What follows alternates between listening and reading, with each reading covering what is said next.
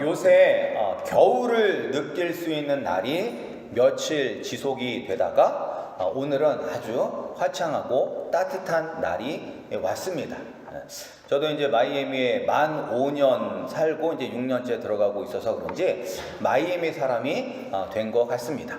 맨 처음에 12월 달에 여기 왔었는데 그때 무슨 12월 달에 이렇게 덥냐라고 생각을 했었었는데 이제는 이곳에 적응을 해서 때로는 전기장판이나 돌침대가 생각이 날 정도로 마이애미 겨울이 춥더라고요. 그렇게 추운데 오늘은 정말로 따뜻한 햇살이 비치는 게 너무 좋습니다.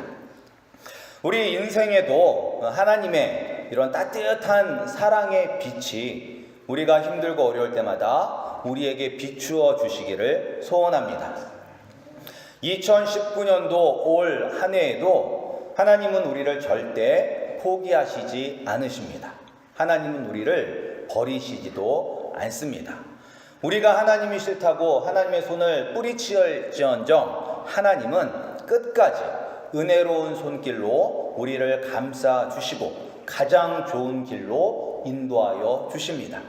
그러한 하나님의 은혜를 경험하시는 우리 성도님들이 되시기를 소원합니다.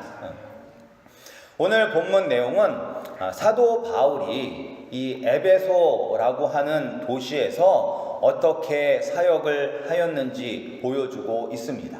그리고 또 그 사역의 능력이 어떠하였는지를 우리에게 보여주고 있습니다. 그래서 이제 이 사도행전 19장 1절에서부터 20절까지 말씀이 어떻게 보면 이제 사도 바울이 에베소에서 하였던 사역의 전체적인 설명을 하고 있습니다. 사도 바울은 2차 전도 여행이 끝나고 한 6개월 정도 자기의 모 교회였던 시리아 안디옥 교회에 있다가 다시 3차 전도 여행을 떠났습니다. 그래서 이제 자기가 개척했던 교회들을 방문하면서 성도들을 격려하고 그들을 권면하면서 이제 어디까지 왔냐면 에베소까지 왔습니다. 그러니까 2차 전도 여행 때 에베소를 이제 잠깐 들렸습니다. 이제 다시 모 교회로 돌아가는 가운데 잠깐 들렸을 때 그때 이제 에베소에 있는 성도들이 우리와 좀 더 있어 달라고 하였는데 그때 바울이 하나님께서 원하시면 내가 다시 오겠다라고 이야기를 하였는데 하나님께서 이 에베소를 사랑하셔서 바울이 이곳에 가서 가장 오랫동안 사역을 했습니다. 약 3년 정도를 이 에베소에서 시간을 보내게 되었습니다. 이제 사도 바울이 에베소에 처음 방문했었을 때 그가 이제 제자들을 만났습니다. 한 12명쯤의 제자를 만났는데 이 사람들은 누구의 제자였냐면 세례 요한의 가르침을 따르는 제자들이었습니다. 그래서 이제 사도 바울이 너희들이 성령을 받았느냐라고 묻자 우리는 성령을 들어본 적도 없다라고 대답을 하였습니다. 그러자 이 사도 바울은 그들에게 세례 요한이 장차 오실 메시아라고 말씀하셨던 분이 바로 예수님이다 라고 가르쳐주고 또 그 예수님이 오심으로 말미암아 성령의 부으심이 임하였다라는 것을 가르쳐 주었습니다. 그러자 그들은 그곳에서 예수 그리스도의 이름으로 세례를 받았습니다. 세례를 받자마자 성령이 그들에게 임하여서 그들이 방언을 하고 예언을 하는 일이 일어났습니다. 그러면서 이 장면이 마치 장차 에베소에서 일어날 큰 부흥을 나타내는 그런 징조였습니다. 그리고 이제 사도 바울이 이제 에베소에서 본격적으로 사역을 시작하였습니다. 네, 항상 사도 바울은 어디로 갔냐면 회당으로 갔습니다. 회당. 유대인들이 모여서 예배를 드리는 회당으로 갔습니다. 우리가 생각하기에 사도 바울은 이방인들을 위하여 부르심을 받은 사람으로 알고 있습니다. 그리고 그의 대부분의 사역은 이방인들 중심이었습니다. 그러나 그는 단 한 번도 자신의 종족들을 버려둔 적은 없습니다. 항상 자기 종족들 이 유대인들이 예수님을 믿어 구원받기를 하나님 나라의 자녀가 되기를 간절히 원했어요. 그래서 항상 회당에 들어가서 3개월 동안 열심히 예수님을 증거하였습니다. 그런데 3개월 동안 증거하는 가운데 문제가 생겼어요. 근데 항상 똑같죠. 항상 사도 바울이 열정적으로 예수님을 증거하면 꼭 반대 세력들이 나타나요. 사단의 공격이 나타납니다. 여기 회당에서도 이제 공개적으로 사람들이 다 있는 그 자리에서 공개적으로 사도 바울을 비판하고 사도 바울이 증거하는 예수님에 대해서 그들이 비방하고 비난을 하였습니다. 그러자 사도 바울은 그곳을 나와서 두란노 서원으로 갔습니다. 두란노 서원 좀 익숙하시죠? 왜냐하면 두란노 서원이라는 그 출판사가 있기 때문에 우리에게 익숙한데, 그 두란노 서원이 어디에 있냐면 여기 에베소에 있는 서원입니다. 서원이 무엇이냐면 강의를 하는 곳이에요. 강의를 하는 곳. 그래서 영어로는 렉처 홀이라고 나와요. 렉처 홀. 그러니까 강의가 일어나는 그런 강의실입니다. 이곳에서 2년 동안 매일매일 눈이 오나 비가 오나 바람이 부나 매일매일 말씀을 가르쳤습니다. 그 결과 오늘날 이 터키 지역 소아시아에 사는 유대인들과 헬라인들 전부가 하나님의 말씀을 들을 수가 있었습니다. 그리고 이제 그 말씀의 능력이 나타나기 시작했어요. 말씀의 능력이 나타나서 오늘 본문 말씀처럼 사도 바울의 몸에 닿았던 손수건이라든지 이런 앞치마를 가지고 가서 병든 자나 귀신 들린 자에게 이 앞치마나 손수건을 대면 병이 낫고 귀신이 물러가는 그러한 역사가 나타났습니다. 이 말씀의 능력이 나타나자 이 사도 바울을 따라하는 사람들이 나타나기 시작했습니다. 어디든지 따라쟁이들이 있잖아요. 항상 누가 잘 되면 그것을 해서 따라하는 사람들이 있는데, 그런 사람들이 나타났습니다. 어디에 있냐면 13절에 있습니다. 우리 13절을 함께 읽어보겠습니다. 우리 13절 말씀 함께 읽겠습니다. 시작. 이에 돌아다니며 마술하는 어떤 유대인들이 시험 삼아 악귀 들린 자들에게 주 예수의 이름을 불러 말하되 내가 바울이 전파하는 예수를 의지하여 너희에게 명하노라 하더라.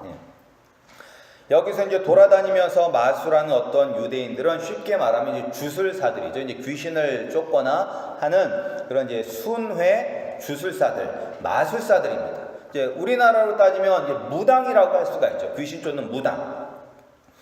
근데 이제 계속 읽으면 이 사람들만 이렇게 사도 바울을 흉내내어서 귀신을 쫓으려고 한 것이 아니라 유대인 제사장의 7 아들들도 귀신 들린 사람한테 이 주술사처럼 이야기를 하였습니다. 그랬더니 어떤 일이 일어났냐면 우리 15절 16절 말씀도 함께 읽겠습니다. 우리 15절 16절 말씀입니다. 시작. 악귀가 대답하여 이르되 내가 예수도 알고 바울도 알거니와 너희는 누구냐 하며 악귀 들린 사람이 그들에게 뛰어올라 눌러 이기니 그들이 상하여 벗은 몸으로 그 집에서 도망하는지라. 그러니까 대제사장의 아들이 7명인데 그 7명이 이제 함께 한 귀신 들린 사람한테 가서 사도 바울이 전하는 예수님의 이름으로 물러가라 라고 이야기를 한 거예요. 그랬더니 귀신이 내가 예수도 알고 사도 바울도 아는데 너는 도대체 누구냐라고 하면서 이 한 명이 귀신 들린 한 명의 사람이 7명을 그냥 두들겨 패기 시작한 거예요. 그래서 얼마나 두들겨 팼는지 영어 성경에 보면 부상을 당했다라고 이야기해요. 그러니까 피를 철철 흘리면서 온몸이 다 찢겨서 벌거벗은 상태가 되어서 도망가게 되는 그러한 일이 일어나게 되었습니다. 그러자 이제 이 소문이 이제 삽시간에 퍼지게 되겠죠. 이 소문이 퍼지자 에베소에 사는 헬라인이나 유대인들이나 모두 다 두려워하면서 예수님의 이름이 높아지는 일이 일어나게 되었습니다. 그리고 이제 말씀의 능력이 여기서 끝나는 것이 아니라 이제 예수님을 믿는 사람들이 회개하고 그리고 마술을 하는데 사용하였던 그 마술 책들을 다 모아서 공개적으로 불태워버리는 일들이 일어나게 됩니다. 그러면서 이제 20절은 이 2년 3개월 동안에 바울의 에베소의 사역을 한 문장으로 정리하고 있습니다. 뭐라고 정리하고 있냐면 우리 20절 말씀을 함께 읽겠습니다. 20절 말씀입니다. 시작. 이와 같이 주의 말씀이 힘이 있어 흥왕하여 세력을 얻으니라. 아멘. 이와 비슷한 말씀들이 어디에도 나냐면 처음에 예루살렘에 오순절날 성령이 임한 이후에 폭발적인 예루살렘 교회가 부흥을 경험하면서 그때에도 주의 말씀이 흥왕하더라 라는 말씀이 나오고, 그리고 또한 교회가 지경을 넓힐 때마다 예루살렘과 유대와 사마리아로 지경을 넓힐 때마다 부흥이 일어나는 곳곳마다 이렇게 이와 같이 주의 말씀이 힘이 있어 흥왕하여 세력을 얻으니라 라는 이러한 동일한 말씀이 계속 나타나는 것을 알 수가 있습니다. 말씀의 능력이 나타나서 말씀이 점점 퍼져나가는 거예요. 점점. 사람들과 사람들을 통해서 점점 퍼져나가면서 잃어버렸던 영혼들이 하나님께로 돌아오게 되고, 그러면서 하나님의 나라가 점점 더 확장되어 가고 있는 모습을 이야기하고 있습니다. 이런 모습이 이 에베소 지역에서 나타났던 이러한 부흥의 모습이 우리 아름다운 교회에도 일어나기를 주님의 이름으로 축복합니다. 그런데 이제 부흥에 있어서 가장 중요한 것은 무엇이냐? 가장 중요한 것은 말씀의 능력입니다. 말씀의 능력. 사도 바울이 설교를 잘해서 부흥이 일어난 것 아닙니다.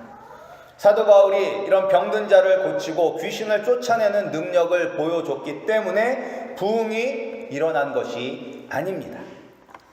말씀이신 예수 그리스도의 능력으로 부흥이 일어나고 있는 것입니다. 이런 말씀의 능력으로 부흥하기 위해서 오늘 우리에게 주시는 교훈이 있습니다. 먼저 이제 가장 중요한 교훈은 무엇이냐? 이런 말씀의 능력을 경험하기 위해서는 우리가 말씀에 빠져야 한다는 것입니다. 말씀에 빠져야 돼요.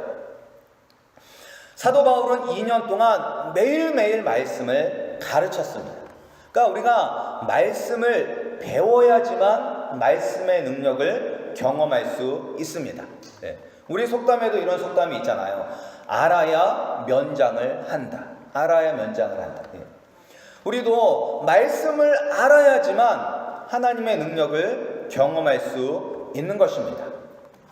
이게 2년이라는 시간이 짧으면 짧다고 할 수 있어요. 2년이라는 시간이. 그런데 이제 2년이 매일이잖아요. 매일이니까 그냥 750일 정도 돼요. 750일. 그런데 우리가 1년에 주일이 52주가 있습니다. 52주. 그러니까 이것을 이 주일로 경험하면 15년 동안이 되는 거예요.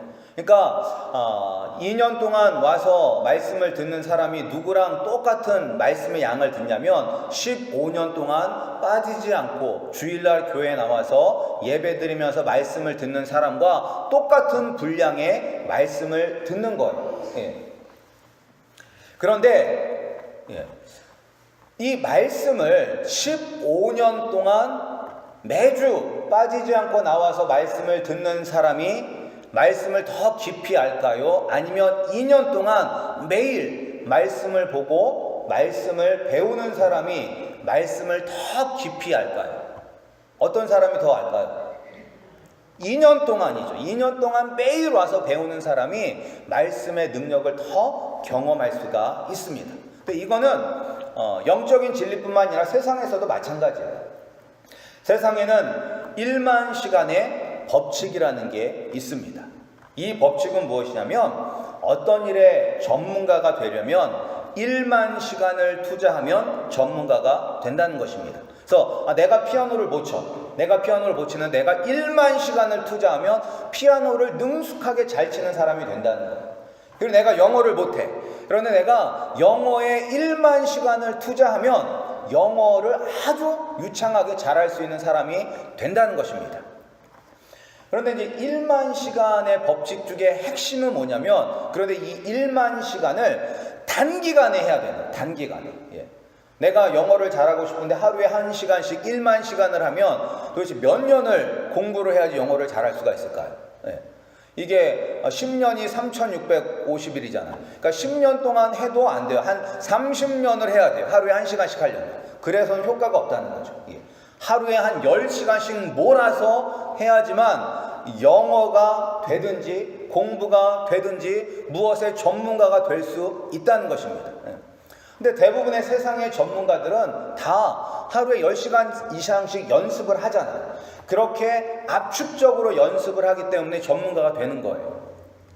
근데 그것과 마찬가지로 우리도 말씀을 집중적으로 듣고 배워야지만 말씀의 깊이에 빠질 수가 있는 것입니다. 우리 성도님들도 말씀을 띄엄띄엄 읽는 것이 아니라 날마다 말씀을 읽고 말씀에 빠지심으로 말미암아 하나님의 은혜를 경험하시기를 주님의 이름으로 축복합니다. 우리 성도님들 성경 일독들 다 해보셨습니까? 창세기 1장 1절에서부터 요한계시록 마지막까지 처음부터 끝까지 다 읽어보셨습니까? 별로 많지는 않을 거예요. 별로 많지는 않을 거예요. 왜냐면 저도 목사가 되기 전까지는 한 번도 성경을 처음부터 끝까지 읽어본 적이 없습니다. 제가 신학교에 간 게 한 33살인가 34살 때 신학교를 갔으니까 모태신앙으로서 제가 주일학교 성가대도 쓰고 중고등부 성가대를 쓰면서 중학교 때부터 주일날 저녁 예배를 빠진 적이 없었던 그런 사람임에도 불구하고 그리고 항상 집과 학교와 교회밖에 몰랐던 사람임에도 불구하고 성경을 창세기서부터 요한계시록까지 한 번도 읽어본 적이 없습니다. 근데 그게 아마 대부분의 우리의 모습일 것입니다. 따라서 우리가 이제 2월 달부터 말씀을 더 알기 위해서 그리고 말씀에 더 빠져들기 위해서 성경 일독을 시작하려고 합니다. 그래서 우리 성도님들 한번 올 한 해 성경 일독 도전해 보시기 바랍니다. 이게 하루에 몇 장씩만 읽으면 되는데 이게 쉽지 않아요. 근데 생각보다 성경의 우선순위가 밀리게 되면 절대 할 수 없습니다. 그러니까 성경을 일독을 하려면 어떻게 되냐면 성경 읽는 것이 내 하루 일과 중에서 최우선순위가 되어야 되는 거예요. 내가 밥은 굶을지언정 말씀을 읽겠다라는 마음으로 해야지만 올 한 해 성경을 한번 다 읽어볼 수가 있는 것입니다. 그러나 우리가 그렇게 말씀을 매일매일 가까이 하고 말씀을 읽게 되고 말씀을 듣게 되고 말씀에 관심을 가지게 되면 말씀의 능력을 반드시 경험하게 될 것입니다. 말씀의 은혜에 빠지게 될 것입니다. 근데 이게 우리가 억지로는 할 수가 없어요. 억지로는. 이 바울이 이 두란노 강의실에서 하루 중에 언제 강의를 했을까요? 말씀을 선포했을까요? 이제 많은 그 주석가들이 이야기하기를 오전 11시부터 4시까지 하나님의 말씀을 선포했다라고 이야기를 합니다. 그런데 왜 오전도 있고 더 늦게도 있는데 왜 11시부터 4시까지 설교를 말씀을 가르쳤을까? 그것은 그 시간에는 아무도 사용하는 사람이 없었기 때문입니다. 아무도 사용하지 않았기 때문에 매일매일 그 시간에 말씀을 가르칠 수가 있었던 거예요. 근데 왜 사용하지 않느냐? 너무 덥기 때문입니다. 아무도 그때는 일을 하지 않아요. 지금도 이 스페인어를 쓰는 나라에는 시에스타라고 해서 낮잠 자는 시간이 있잖아요. 워낙 더우니까 그 시간에는 모든 가게 문도 다 닫고 낮잠을 자잖아요. 그것처럼 이 에베소 이 지방도 이 11시부터 4시까지가 가장 더운 시간이라서 사람들이 아무도 일을 안 하는 거예요. 그러니까 어떻게 보면 환경적으로는 가장 좋지 않은 시간을 받은 거죠. 그런데 오늘 말씀에 보면 2년 동안 매일매일 강의를 했더니 말씀을 선포했더니 어떤 일이 일어났대요? 이 아시아 지역에 사는 모든 모든 유대인들과 헬라인들이 다 말씀을 들었다라고 기록을 하고 있습니다.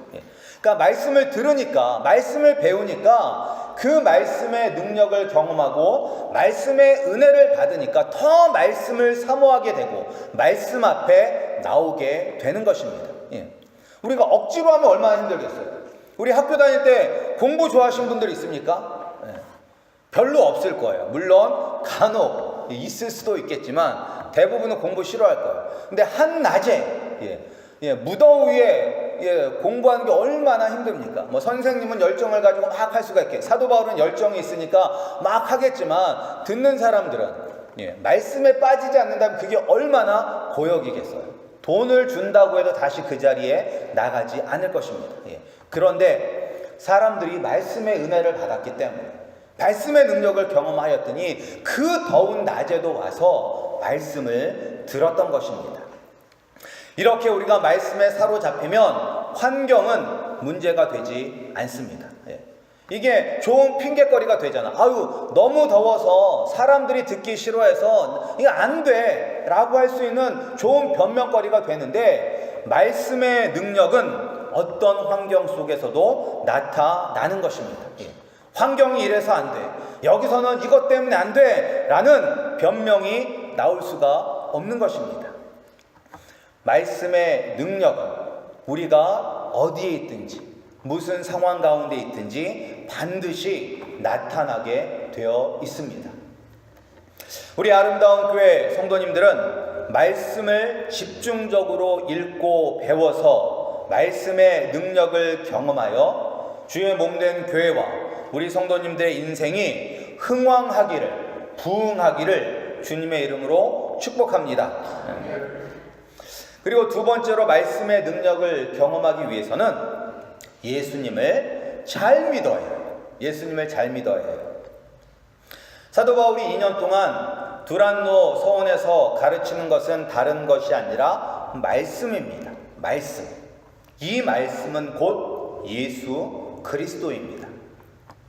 근데 우리는 교회를 다니면 말씀을 듣기 때문에 내가 예수님을 안다, 내가 예수님을 믿는다라고 생각을 합니다. 그러나 오늘 본문에 나오는 유대 주술사나 무당들처럼, 아니면 제사장의 7 아들처럼 우리가 예수님을 믿는 것이 아니라 단지 예수님의 이름을 아무 의미 없이 부를 수도 있다는 것을 알아야 합니다.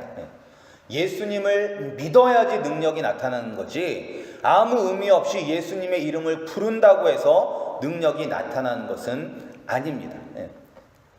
여기서 이 사람들은 예수님의 이름을 지금 주문처럼 외운 거예요. 특별히 기도를 한 게 아니라 주문에 예수님의 이름을 집어넣은 거예요. 이 당시에 주술사들은 사람들이 들을 때 이상한 좀 신비스러운 그런 단어들을 아무 의미 없이 그 주문에 막 넣었어요. 그래서 이 히브리 언어는 이미 이제 죽은 언어이기 때문에 히브리 언어로 이야기를 하면 되게 이제 좀 신비로운 느낌이 들어요. 그래서 이 당시에 이 헬라 그 주술사들은 구약에 나오는 단어들을 사용해서 주문을 만들었어요. 아브라함의 하나님, 이런 단어들을 아무 의미 없이 그냥 자기들의 주문에 넣어서 만들었어요. 왜? 그냥 들을 때 신비스럽기 때문에. 그와 마찬가지로 예수님의 이름을 아무 의미 없이 그냥 집어넣은 거예요. 이렇게 이 사람들은 왜 예수님의 이름을 집어넣었냐면 결국은 자신들이 원하는 것을 얻기 위해서 예수님의 이름을 부르는 것입니다. 그러니까 우리도 예수님의 이름을 부를 때 내가 원하는 것을 얻기 위해서 예수님의 이름을 부른다면 그것은 예수라는 주문을 우리가 걸고 있는 거예요. 주문을 걸고 있는 거예요. 오늘날 그 대표적인 예가 이 긍정의 힘이라는 책을 쓴 분이 있죠. 그분은 이야기합니다. 우리가 예수님을 생각하면서 항상 긍정적인 생각을 가지면 우리의 삶이 내가 원하는 대로 가장 행복한 길이 열릴 것이다 라고 이야기를 합니다. 근데 그분의 그 설교에는 예수 그리스도의 십자가도 없고 우리가 가져야 될 좁은 문, 예수님의 십자가를 지고 가는 것, 회개, 이런 단어들은 전혀 나오질 않아요.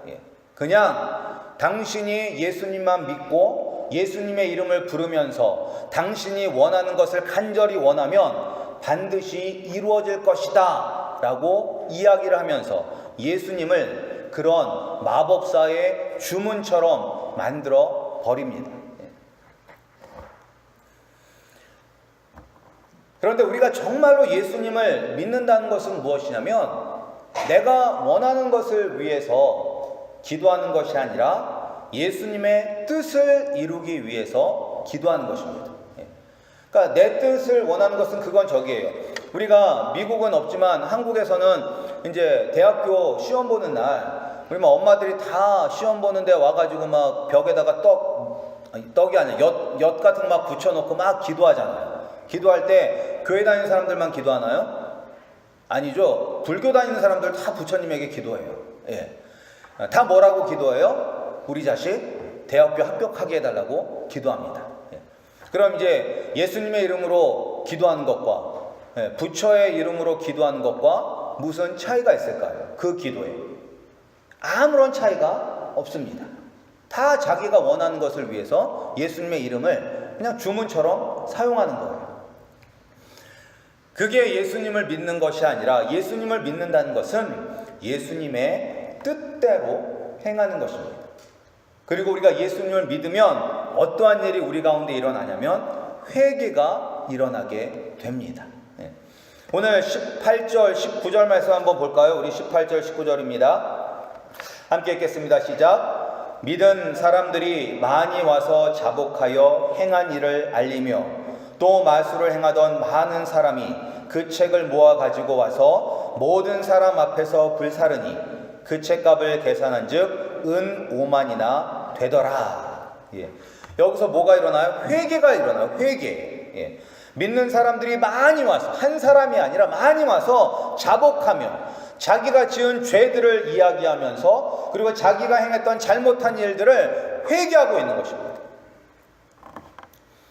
말씀의 능력은 회개로부터 시작됩니다. 우리 한국에서도 1907년 평양에서 큰 부흥이 일어났습니다. 이 부흥은 세계 교회 역사적으로도 보기 드문 큰 부흥이라고 합니다. 그런데 이 큰 부흥이 어디에서부터 시작되었냐면 길선주 장로님이란 그 장로님 한 분의 회개로부터 시작이 되었습니다. 그분이 회개를 하자 그곳에 있는 사람들이 같이 회개를 하면서 회개에 불이 붙게 되면서 부흥이 일어나게 된 것입니다. 근데 우리가 말씀에 빠졌느냐, 정말로 내가 예수님을 믿느냐, 어떻게 할 수가 있느냐면 내 안에 회개가 일어나느냐, 내 안에 회개가 일어나느냐. 우리는 다 남의 탓합니다. 나는 잘못한 게 없어. 다 남의 탓이에요. 남의 탓을. 그런데 회개가 남의 탓을 하는 게 회개인가요? 하나님 제가 잘못했어요. 쟤 때문에 이게 회개가 아니잖아요. 회개는 뭐예요? 내가 잘못했습니다. 내가 잘못했습니다. 내가 하나님 아버지 앞에 범죄하였습니다. 이 회개가 일어날 때 우리 가운데 말씀의 능력이 나타나는 것입니다. 그리고 그 회개가 말로만 끝나서는 안 되죠. 말로만. 하나님 내가 잘못했습니다. 내가 잘못했습니다. 말로만 끝나는 것이 아니라 회개에 합당한 열매를 맺어야 돼요. 그 열매가 오늘 에베소 교회는 나타나고 있습니다. 어떻게? 마술하는 데 사용하는 그 책들을 다 가지고 와서 불태워 버렸잖아요. 근데 그 가치가 얼마래요? 은 5만이라고 이야기해요. 은 5만 드라크마예요. 드라크마. 그런데 이게 한 드라크마가 얼마냐면 하루에 1당이에요. 하루에 1당. 그러니까 오늘 하루에 1당을 뭐 100불로 만약에 친다면 이게 가격이 얼마나 치면 500만 불이에요. 500만 불. 예. 그러니까 거의 모아서 태운 그 책의 가격이 500만 불어치를 그냥 불 태워서 날려버린 거예요. 예. 그런데 이 당시에 종이가 있었을까요? 종이가 없었죠. 예. 이 당시에는 그러면 이 책을 어떻게 만들었을까요? 양피지라고 해서 양의 가죽으로 만들거나 아니면 갈대와 같은 파피루스라는 식물의 글을 썼다라고 합니다. 그러니까 이 책이 엄청나게 값어치가 있고 귀한 거예요. 그런데 이렇게 귀하고 값진 보물들을 아낌없이 다 내놓고 불에 태워버렸다는 거예요. 왜? 이것들은 다 헛된 것이라는 것을 알았기 때문에. 이것을 태움으로 뭘 표현하는 거예요? 주님, 나는 이제 세상의 욕심을 버리고 내가 오직 주님만을 위하여 살겠습니다 라는 믿음의 고백을 이 행동으로 보여주고 있는 것입니다. 우리가 말씀의 은혜를 받고 말씀에 빠지게 될 때 이러한 능력이 나타나 회개하게 되면 회개에 합당한 열매를 맺게 되는 것입니다. 이런 일들은 바로 예수님의 말씀에 은혜를 받은 사람들에게만 나타나는 일인 것입니다. 우리 아름다운 교회 성도님들도 올 한 해 말씀과 사랑에 빠져 사시기를 주님의 이름으로 축복합니다. 말씀에 빠져야지만 예수님을 더 깊이 만날 수가 있습니다. 우리가 예수님을 깊이 만나야지만 나의 작은 죄까지도 우리가 회개할 수 있고 세상의 정욕을, 내가 살아갔던 세상의 헛된 것들을 다 불태워 버리고 예수님을 위하여 살 수 있습니다. 그때 교회가 그리고 우리의 가정에 말씀의 능력이 나타나 흥왕할 것입니다. 부흥할 것입니다.